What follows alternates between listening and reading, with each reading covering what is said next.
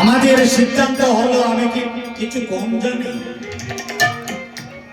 বাবাজি আমাদেরকে কি শিক্ষা দেবেন আর কীর্তনীয়রা কি শিক্ষা দেবেন?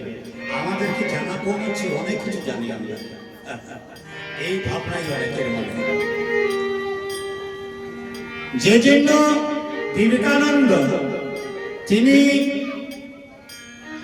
রামকৃষ্ণ পরমহংসদেরকে বলছেন, আচ্ছা ঠাকুর একটা কথা বলবো। কি কথা? গুরুদেবের দীক্ষা না নিলে কি ভগবান লাভ করা যায় না? এই রকমের অনেক প্রশ্ন অনেকরা এখনো করে। গুরুদেব থেকে যদি দীক্ষা না নেই তাহলে কি ভগবান পাওয়া যায় না? অবশ্যই পাওয়া যায়। দীক্ষা না নিয়ে গুরুদেবের ভগবানকে লাভ করা যায়, তবে কবে করবেন আমি বলতে পারব না। তখন রামকৃষ্ণ দেবী বলছেন, মন দিয়ে একটু শুনুন তো আপনারা, এই বাচ্চারা কথা বলবেন না, তোমাদেরও শোনার প্রয়োজন আছে। ছোট ছোট বাচ্চারা হলে কি হবে?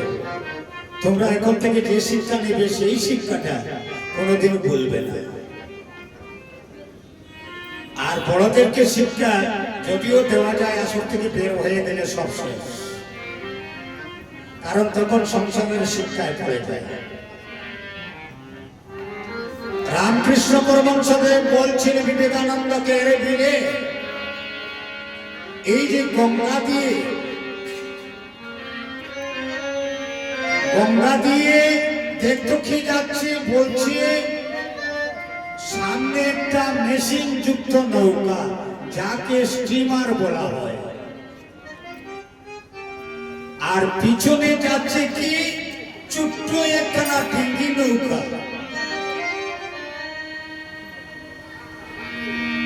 তখন রামকৃষ্ণদেব বলছেন বিবেকানন্দকে, একটা কাজ কর না, ওই সামনে যে মেশিন নৌকাটা যাচ্ছে তার সঙ্গে ছোট্ট ডিঙ্গি নৌকাটা বেঁধে দিলে কি হবে?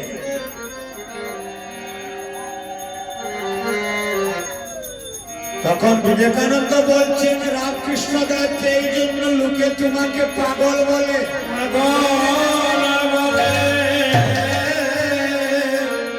আমি প্রশ্ন করলাম একটা, তুমি আরেকটা বলছো। বিবেকানন্দকে বলছেন, না রে, আমি তো উত্তরটা দিচ্ছি তো, তুই শোন।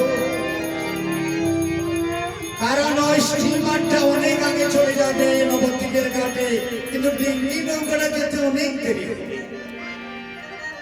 তাই একটা কাজ কর বাবা, একটা দড়ি দিয়ে ওই স্টিমারের সঙ্গে যদি ডিঙ্গি নৌকাটা বেঁধে দেওয়া হয় তাহলে তো একসঙ্গে চলে যাবে দুটি নৌকা, যাবে কিনা? সেই অর্থটা হলো আশ্রয় করুন, আশ্রয় না করলে দেরি হবে।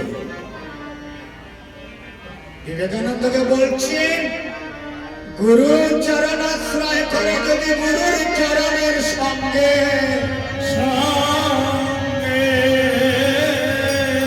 গুরুদেবের চরণের সঙ্গে যদি মন প্রাণ ভক্তি অনুরাগের দড়ি যদি বেঁধে দেওয়া যায়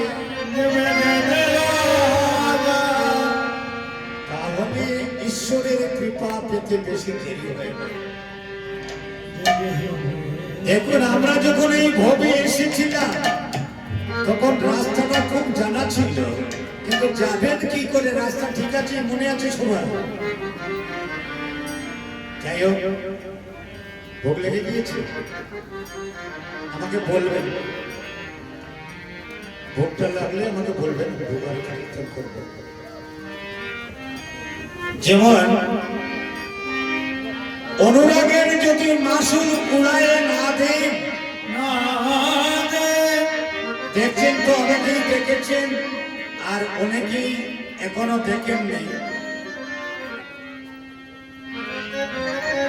কোন কোন নদীতে যদি একটা নৌকা ছেড়ে দেন তাহলে এখন প্রায় নেই বললেই চলে।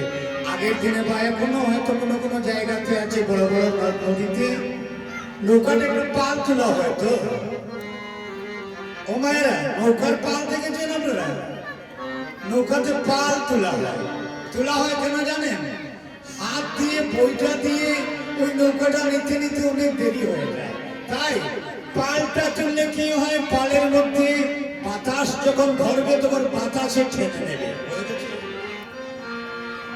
সেই জন্য অনুরাগের যদি পাল না তুলেন জীবনে কোনোদিন হবে না, কোনোদিন হবে না।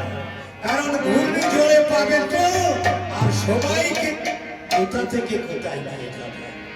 এবার আমরা ভোগারতি কীর্তন করব, কারণ এখন তো নাম কীর্তনের আসর নয়, তাই পদের মাধ্যমে কীর্তনটা করব। গতকালকে নাম কীর্তনের আসর ছিল বলে অনেকে মনে কষ্ট পেয়েছে, আরতি কীর্তন কেন করা হলো না, সেটা কিন্তু ধারণাটা সঠিক নয়। নামের মাধ্যমে আরতির সুর দেওয়া প্রয়োজন। এখানে নামকে ছেড়ে ওই আরতির কীর্তনের পদ করাটা মুখ্য নয়। মুখ্যটা হলো আমার